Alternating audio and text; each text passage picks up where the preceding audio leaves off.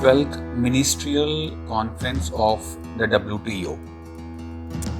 The World Trade Organization is an international organization dealing with the rules of trade between nations. It was established in 1995 as a result of the Uruguay Round negotiations and consists of 164 member countries. These 164 members represent 98% of world trade. It is a forum for governments to negotiate trade agreements. WTO aims to promote free trade and also provides a platform to negotiate and settle trade disputes among member countries.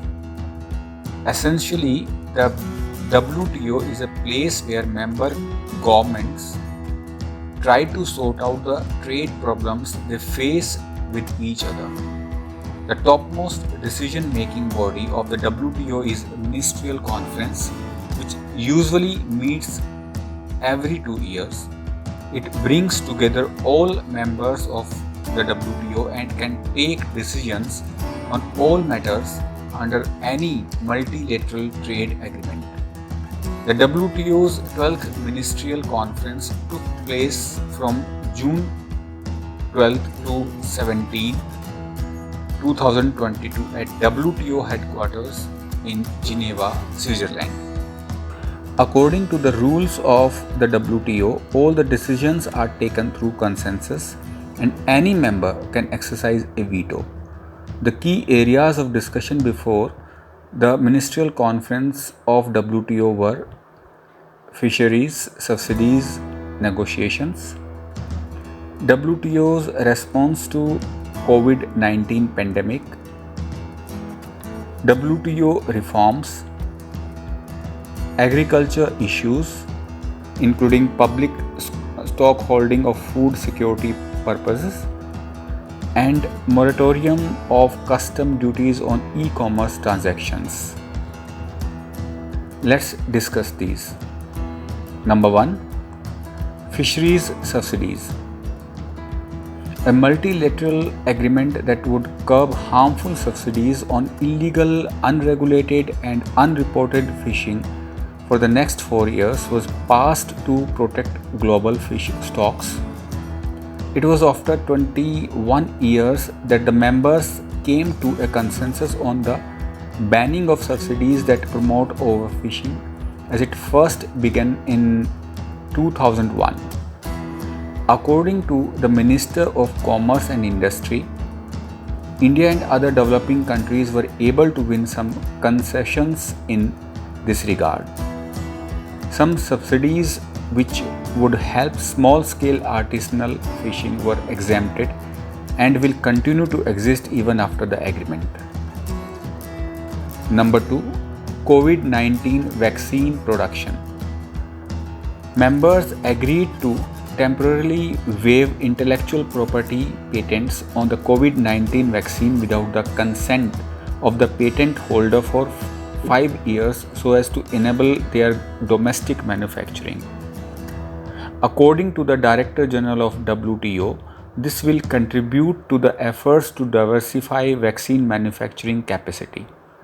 However, countries with the capacity to produce vaccines have been encouraged not to avail of the waiver, which also includes India.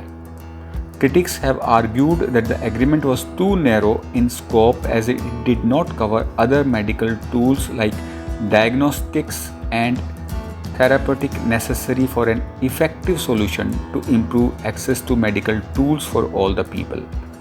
It was criticized as it is only a partial waiver and a temporary solution and does not apply to all the countries. Number 3. WTO reform.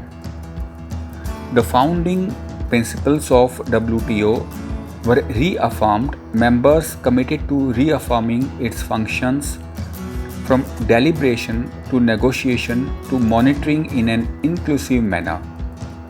Members also agreed on working towards having a well-functioning dispute settlement system that is accessible to all members by 2024. Next, food security. The members agreed not to impose any export restriction on the food purchased by the UN's World Food Programme, that is WFP, for humanitarian purposes. The members also agreed to avoid bans on food exports in the light of the recent global food shortages and rising prices, especially impacted by the Russia-Ukraine conflict. However, countries would be allowed to impose restrictions on exports to protect their domestic food security needs. With respect to India's recent ban on wheat exports, it can continue to do so for food security purposes, but also has to be careful as it will be under the scrutiny of the members if the measures taken are not according to the WTO rules. India's demand to allow it to export food from its public stock holdings to other countries and to address the needs of low income and poor farmers in developing countries will be discussed in the next Ministerial Conference, that is MC13. Next, e-commerce transactions. WTO has extended the moratorium on customs duties on e-commerce transactions until the next Ministerial Conference or until March 31st, 2024, whichever is earlier. Many businesses were worried that a moratorium on the e-commerce transactions would come to an end during this conference. India had requested for a review of extension of the moratorium on custom duties on e-commerce transactions, which include digitally traded goods and services. India argued that the financial consequences of the moratorium in terms of loss of potential tariff revenue are to be borne by developing countries like India. However, all members agreed on the extension of the moratorium. The negotiations came to conclusion after 6 days of the conference. The negotiations were considered successful amid the geopolitical tension and conflict. The WTO Director General claimed that the conference resulted in an unprecedented package of agreements. The Indian Minister of Commerce and Industry claimed to have been completely satisfied with the outcomes as the agreements have protected the interests of India's farmers, fishermen, and MSMEs in the conference. You can find this article and other very useful articles for civil services exam on our website spectrumindiaonline.com.